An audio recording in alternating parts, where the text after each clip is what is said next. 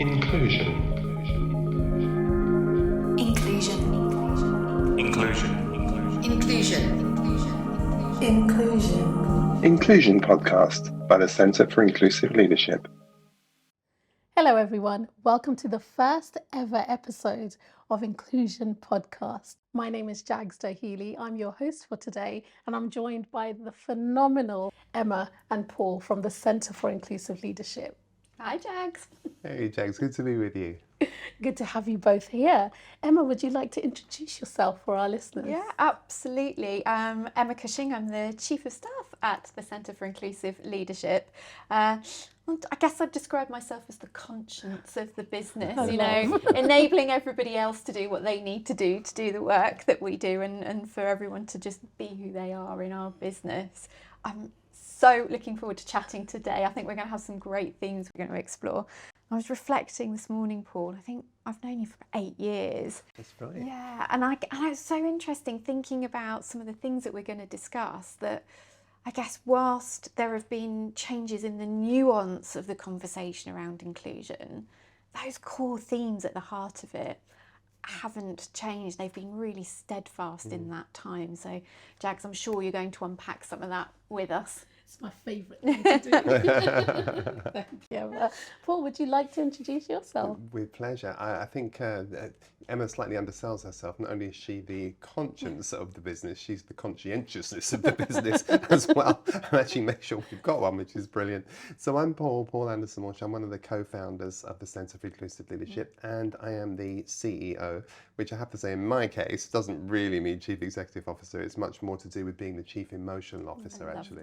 Because it's kind of what I'm interested in making sure that the kind of soul of the organisation feels right. So I'm very interested in that. Yes, I'm thrilled about having the conversation with you. That's beautiful, the Chief Emotional Officer. Good, right? I feel like you need to just change that everywhere. The topic of inclusion really interests me, and I think I would love to know what made you pick that specific topic, especially at the time when you started the business. Yeah, it's an interesting question actually, because we started the business 10 years ago, literally. It's our 10th anniversary. And so 2012, we were not long off of the back of the Equality Act 2010. And of course, the Equality Act was essentially a result of Macpherson. Of course, there was a rolling up of a whole load of legislation. But what was interesting was in those days, the focus was very much about equality and diversity and, as I say, legislation. And when we were in the market, we were thinking to ourselves, we know this isn't going to work, because the reality is, bluntly, if you change policy and you have a kind of legislative change, but you don't change the underlying belief that made that legislation necessary in the first place, then you're really not going to see change. Nothing substantial is going to happen. So don't be surprised if you put loads of money and loads of initiatives into everything and you find yourself at a standstill, or in fact, potentially even worse. And our view was that actually, contrary to what was then conventional wisdom, that if you had good legislation and then you would see that that legislation would create an environment where people who were considered to be diverse, and we'll discuss that later, you would create a culture of inclusion. Well, of course, that's not true. What we found was that actually our view was, and we were slightly against the grain on this, we were saying, no, if you begin with the idea of inclusion, then by definition, what that means is that everybody, and we're all diverse, everyone's difference could come into that space and find a welcome and find that belonging. And actually then what would happen is that the legislation would be, instead of this aspiring ceiling to reach up to, would be just a floor that you would stand on. And that proved to be the case. I think that what we've seen over the last 10 years is a real move towards the notion of inclusion. But of course, the thing that still is stuck in the minds of people, although inclusion is very much in the zeitgeist, I think there's still a confusion with people that doesn't really understand that diversity is not inclusion. And our work is really about saying, so you talk about who we are, our work is about saying, actually, we're the centre of inclusive leadership. So the Centre for Inclusive Leadership. So what are we saying? We're saying two big things, really. We're saying, number one, diversity is not inclusion. So that's an important point. But we're also saying management isn't leadership. So we're saying two quite big and disruptive ideas, and kind of disloyal, thoughtful disruption is kind of what we're interested in. I love that, especially when you're talking about uncoupling or separating inclusion from diversity. not a lot of people or businesses understand how to separate them and what to focus on in those moments. Emma, I'd love to hear what inclusion means to you from an individual perspective. It's such a good question, Jagz, and we could take the whole podcast talking about what it means to each of us, couldn't we? I guess for me, there's something about connectedness, human connectedness, how we have relations and relationships with each other, and how we just have a rapport and we just feel a sense of belonging. And it's really interesting. We were talking earlier this morning about inclusion beyond the workplace, and I think for me that's what it is if we can find a way to connect with each other and we have just this way of being in each other's space authentically for who we are. I guess that's at the core of what I think inclusion is for me. It feels like a dream though, doesn't it? I think we're getting there. We're taking steps. Yeah. And sometimes it feels, even being part of this business, that I'm living that dream because I've never been in a space where I've been able to feel more authentically myself than I ever have before in a workplace. Yeah. And I know that's something that you've always aimed for, Paul. But I would love to know, why do you feel the Centre for Inclusive Leadership formed at that specific time? Well, it was a coming together of a few things, so it was a kind of bit of a perfect storm, really. The other founders we came together. There was three of us that came together in the first instance. One came with a huge amount of experience from the inclusion conversation. Another was from the recruitment space, and then I came from the change management space as well. So we were saying, hold on a minute, there's some logic here, because what we can see that we need to look at organisations again and say, how do you create a space in which people can join, want to join, if they join, can thrive, and because they thrive, they'll stay. So this kind of join, thrive, stay model was one of the earliest things that we came up with. And it was really about pulling together those strands of saying, what can we do in terms of looking at underrepresented talent, which we haven't done as much work as we perhaps will do in the future on. What can we do of bringing in that experience from looking everything through the inclusion lens, and to what extent is this conversation about culture change? And I think that then kind of not knitted together in quite a helpful way for us. And I think gave us a slightly different edge. And I think the other thing was that certainly one of the founders was very much working in the kind of social space and the social justice and the public sector space, and I come from the social justice space as well. And there was a whole load of stuff that was going on in my mind that's taken kind of 10 years to work its way out. But I came from a background where I had a social justice interest with things like working with food insecurity programs and the rest of it. But I also came from another space, another part of my conversation, which I've kind of not really very vocal about, was I came from a very pastoral space as well. So I was very interested in the whole idea of how do you create spiritual communities, which was the thing I was really interested in.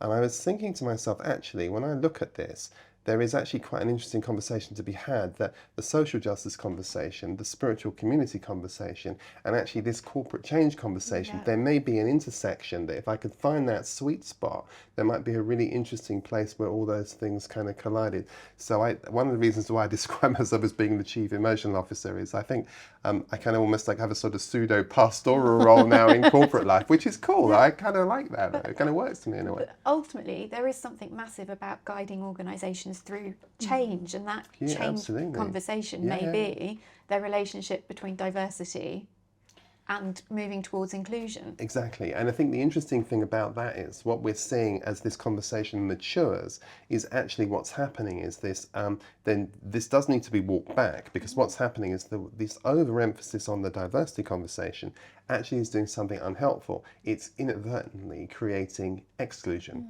because the problem is when you hear this diversity conversation, it kind of triggers in people this deficit mindset. So what they're hearing is a conversation about some of them.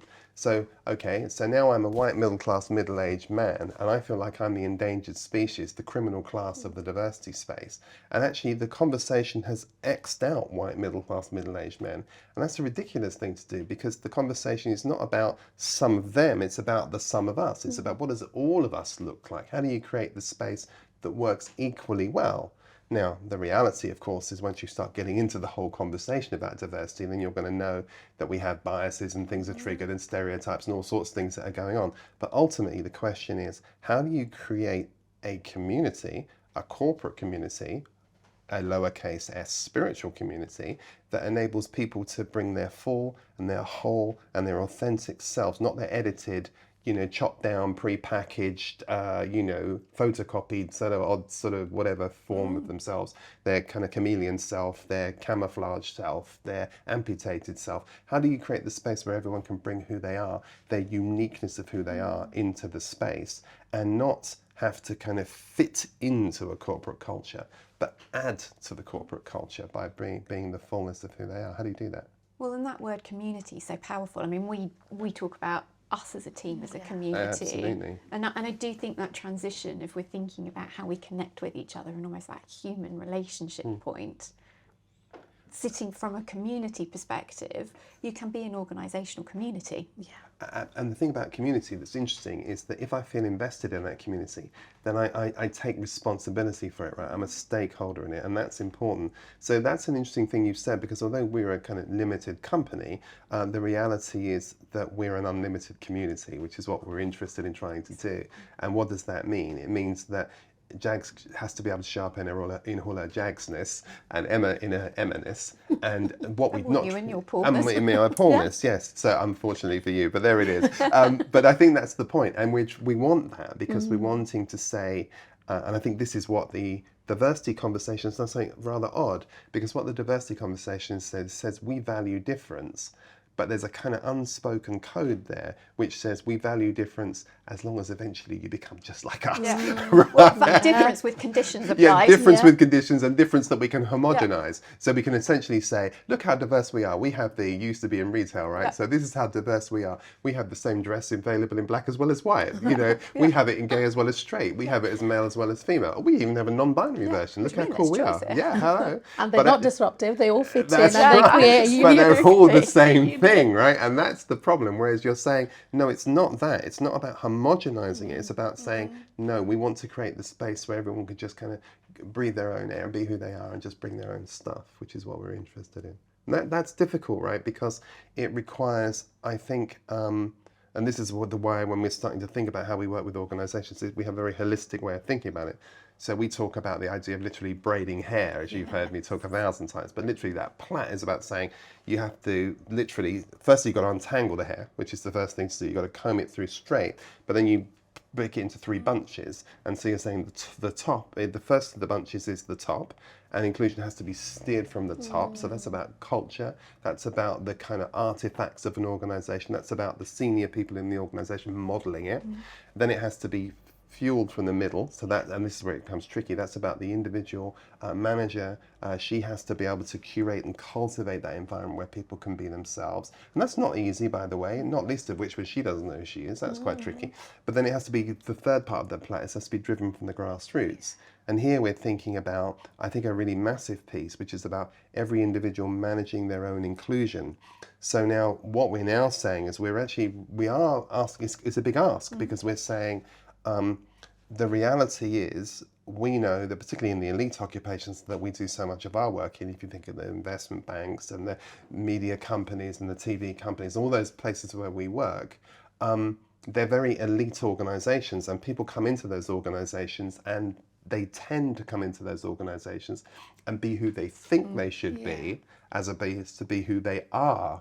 And actually authenticity, how many times can you think of in our programs? Look at your coaching work, right? Look at the work we were doing the other week with the BRC, one of our big clients. The whole idea of people being in touch with their authentic self is so rare, so unusual. It's one of my favourite topics, because I think authenticity, and the reason why is because you have to find a way to turn that mirror around and look inwards, to be able to connect with yourself, to then create that inclusive space. Because if you yourself do not even know the expanse of what you need to feel even psychologically safe, and that's a huge bucket in itself, but to understand when you are going against your values, when people are breaking those cardinal boundaries that you put into place, if you don't understand those moments, then you will never understand how people are feeling in those moments when they're going against.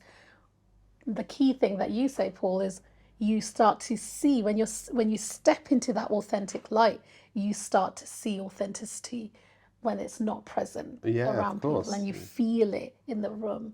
And I think that is a beautiful space to be, because once you start to understand what you need, you're able to understand the weight and the purpose of helping others with what they need to be their best selves. You know, it's really interesting. I was thinking about your original question about why we started the centre, and if I think about it now, I'm not sure I would have been able to tell you this in 2012. Not because I was hiding it, because I don't think I really knew it. I didn't really understand it.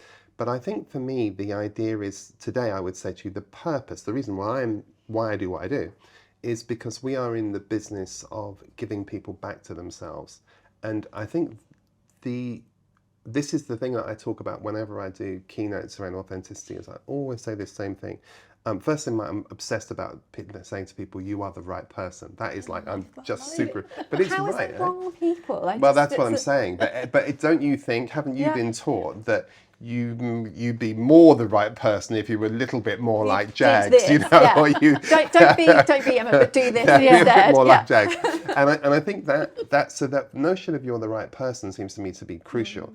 But giving you the permission to be who you are, I think, is the thing. And so for me, what drives this conversation with me is interesting, because I can see a thread, Jagz, that takes me back, you know, many, many years. And I think to me, it's about saying, as I said to you many times, if I could live my life all over again, I'd be braver. And I'd be much braver about being who I am, as opposed to being who I think you would like me to be. And that's a scary thing to do, because what I realized is there seems to be a lot more call for other people, right? I'm a bit like, you know, whatever, I've just got my own thing, and it doesn't quite, the amount of times I've had friends of mine who are super successful and super rich, and they say things to me like, yeah, but you just need to knuckle down and do a grown-up job. And I go, but I'm not really a grown-up. Don't you understand that? That's not my thing. I'm never going to do that. And they just imagine being told that line. They just sigh and they look at me. Because I'm not that person, right? That's not who I am. And it's just it just is the way it is. And I think that for me, I remember, you know, even if I think about the books I've written prior to coming into being focused on this work, they were always about identity. They were always about being who you really are. And for me, in those earlier days, the formative days, it was about being who you are as a spiritual person, you know, being free to be who you are in Christ was my whole conversation. And I was watching this repression everywhere I looked, and I thought it was a problem just in the church. And then I came into the organisation where you're as bad as them, right? I was thinking, what in the world's going on here? And actually, it's that whole idea of saying, actually, can we open the space up? So I think it's a really powerful question to start to ask yourself, what would it mean to be authentically who I am? What's it mean to be authentically Emma? What does that look like? It's such a big question, though, isn't it? And you use that word just now, brave. How many of us put some sort of mask on, or we edit ourselves so much? So to be able to be completely who we are, the fullness of who we are, just liberating, it's empowering. If we want to, you know, surge forward in our business or the way in who we are in our connections with people, we do that if we're holding ourselves back. So I think that sense of why inclusion is so important. I mean, I can just feel the animation from the three of us having this conversation. For sure. That's why we're so passionate about it. I just think to be able to enable people to be themselves. I've heard you so many times talk about giving people back to themselves, but what a gift for people. What a business to be in. It's a huge thing, you know, because I think organisations as well have a kind of identity that they sometimes get confused about. And we often say, you know, that the reality is that you don't live in the past, but the past does live in you. And sometimes we get so far away from our original purpose that we've forgotten what we were doing in the first place. It's all just become about a P&L. Yeah. But actually, when you go back to the brand's religion, if you like, what was it that really caused that brand to exist in the first place? The stories are incredible, and I think those get lost over succeeding generations. Well, it's interesting saying that an organisation, that its identity, but its core identities come from the people. That's the point. That's exactly the point. In those organisations, yeah, exactly. And we all then become the same person, Exactly. or we're all a version of who we think someone else wants us to be. Actually, that inspiring, creative, inclusive environment and identity evaporates. Yeah, I think it happens so quickly. And I think that's why I think it's such an interesting conversation to do inclusive leadership when you think about organizational inclusion, because there's a story about what is the identity and the story and the narrative of the business because of the entity itself. Yeah.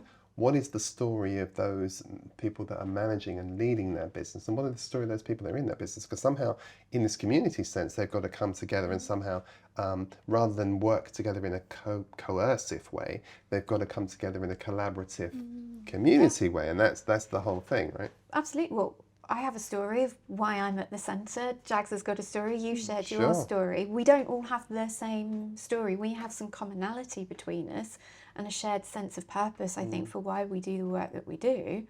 But it's the whole point. They're individual to who we are. They're in our authentic stories. Exactly. And I think that's why the chief emotional officer thing is an important notion. I don't say it slightly tongue-in-cheek, but that's really important because we've got to remember that it's always about the hymn sheet, not the balance sheet, right? It's always about there's something we're trying to do, which is very missional, which is about saying actually we're interested in individuals, because organizations are only collections of individuals, right? That's all they are. And if you think about our business we think about what we call human capital management.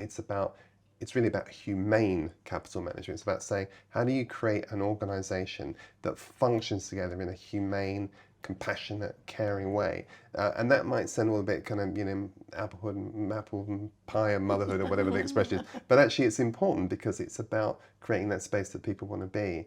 And I was doing an event recently. It was really lovely. I was doing a summit with one of our major clients, and we were talking about identity. And somebody did something I hadn't heard for ages. I used to do it before, and I was like, oh my gosh. So it was about what's their team identity, and they had to come away and think about this stuff. And they came back and they said, our team identity, this is what we want. This was a global D&I team. They said, it's the signature tune from Cheers, and they played the signature tune. Now, this is a cultural reference, but I don't know if you remember I don't know if you remember the theme tune, but it was great. And they played back, wouldn't you like to go to a place where everybody knows your name and they're glad you came? Yeah. And that is corporate life, right? Yeah. It's going to a place where everybody knows your name and they're glad you came. And I was just thrilled to bits when I heard that, because to me that is absolutely it. And that's the point. So what has to happen to create an organisation where everybody knows your name and they're glad you came? And do you feel that's more of the purpose for the centre, or how would you define the purpose? I think that's not a bad way to define it, to be honest with you. But I mean, what we define our purpose as when we think about it is we're interested in how do you elevate the human experience in the workplace. That's our kind of fundamental piece. How do you elevate that? And I think to take the Cheers signature tune, here's the key part of that. Everybody knows your name, and how often, interestingly, from all those exercises we do, how often do you hear people say, knowing my name is like, and calling me by my name is such a big thing. But also, in addition to that, is glad that you came, as opposed to you sending some sort of hologram or some sort of other adapted version of yourself. I want you. You came. Of who you showed up, and I think that's nice. Yeah. And I know while we were in television references, I was nervous about this now because I realised how culturally dated this makes me. But it's like I always say that notion, that movie Pretty Woman, where there's that seminal moment. What do you mean the seminal moment in the Pretty Woman movie? It was seminal for me. There's loads of seminal. Yeah, there are many seminal moments in there. I heard you quite Love It Actually the other day, and I was like, okay, this is good. I am not good. You're not getting involved in this. But the thing about the movie I like was there's this moment where Richard Gere's character meets Julia Roberts' character, and he says to her, my name's Edward, what's yours? And her answer's brilliant. She says, what do you want it to be? And I think there is the truth for many people that are in their offices today, in their steel towers, their ivory towers, or indeed their remote offices, wherever they might be. When somebody senior to them asks them a question, the answer isn't what the answer is. The answer is, what would you like the answer to be? But it's fun. I've seen you deliver that piece about Pretty Woman so many times, and I love seeing people's reactions to it because it's like a light bulb goes off. It's the truth. Oh, okay. And I think it's just fundamental in almost rewiring our thought as to why we're interested in being who we are, but involved in enabling others to be who they are. Absolutely. And it's that whole notion I talk about a lot with Howard Thurman talks about this. He says that every one of us longs to hear the sound of the genuine inside of ourselves. Thurman said, when you hear it, you know it, and it guides you. He said, until such time, you're like a person on the end of strings that other people pulls. And I think why we do what we do is because two things are happening with our clients. On the one hand, they're on the end of strings that other people are pulling, and they kind of go here, do there, no, you can't have a break, all of that stuff. Yeah. But the other scary part is they're pulling strings that other people are on the end of. And it's actually about how do we cut those strings to enable people to, what is the Pinocchio song? There are no strings to hold me down. But it's that though, right? And it's about how can I be authentically me? So I do think that's important. And I think that if you can liberate an organization from that kind of forced way of being, and you can enable people just to show up and to be themselves. Because for us, when we think about inclusion, think about how we stack that. Because the important, if I go all the way back to the beginning of our conversation, diversity is just about difference, right? So when you talk about diversity, what you're actually saying is you're saying that if it's not about just a simple metric of race or gender or something, it's about saying no, it's about who you are as an individual. So every single person on this earth is a unique individual, right? Nobody's got the same two fingerprints. That's not possible. So the reality is that each and every one of us are different. And what diversity is about, it's about your social identity and your sense of identity, your sense of who you are. So that means, importantly, that if I've got two white, middle-class, middle-aged men who both went to Eton, they're diverse by virtue of the fact there's two of them, right? So they're not diverse because one's black and the other one's white. That's not it at all. So diversity is just difference. Inclusion is something else. Inclusion is a feeling, and it's a feeling that makes me know whether or not its opposite, exclusion, will tell me one of two things.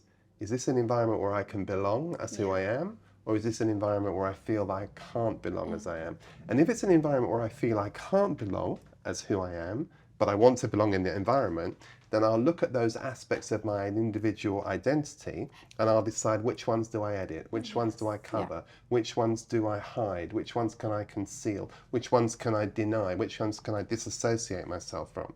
And it's powerful stuff. So inclusion is that feeling that you're really wanting to get to grips with. Well, that deep-seated human need to want to feel connected and want to feel belong, then we put so many conditions on ourselves in terms of, to your point, well, I can't show up in that way because actually I might not be able to fit here, or I may not get on with that group of people, or I might need to do this. And we put so many conditions and we strip so much of ourselves away from ourselves that I don't think we end up belonging anyway because we're not showing up as who we are. Yeah, exactly. I think that's exactly right. So when we talk about purpose, I think that for us is about saying, how do you then elevate the human experience in order that you can enable people to authentically show up? And actually what our thinking is about, slightly not quite jumping, but it's the thing is about, the goal is to end workplace inequality. So what we want to have is an environment where everybody can come as they are and know that they're going to be treated equally well. That's the goal. That's the goal. Such a beautiful place to be in, especially to even start to have those conversations and instigate those conversations internally within a business. And that leads us into why we've started this podcast. We've started this podcast because we want to be able to get these messages outside to the individuals who love inclusion, who feel that this is exactly what they want to bring into organizations, but also into the spaces that they lead, whether that's within a corporate space, a social space, it may even be within a family setting. But inclusion is something that is inherent within us. We want to be able to find ways to help ignite that fire in everyone around us. So this is to help everyone who loves inclusion get some of the messages that we talk about with corporate businesses, because we want to also, once again, coming back to that elevating the human experience, this will allow us to do that in a space where anyone can stop, learn, revise, come back, re-listen, and come back at their own pace. So that's what this is for. Brilliant. Good stuff. Brilliant. Well, I want to thank you all for joining us today for this podcast, and I'm so excited for the next session. Keep an eye out because we'll be releasing the topic on our social media soon.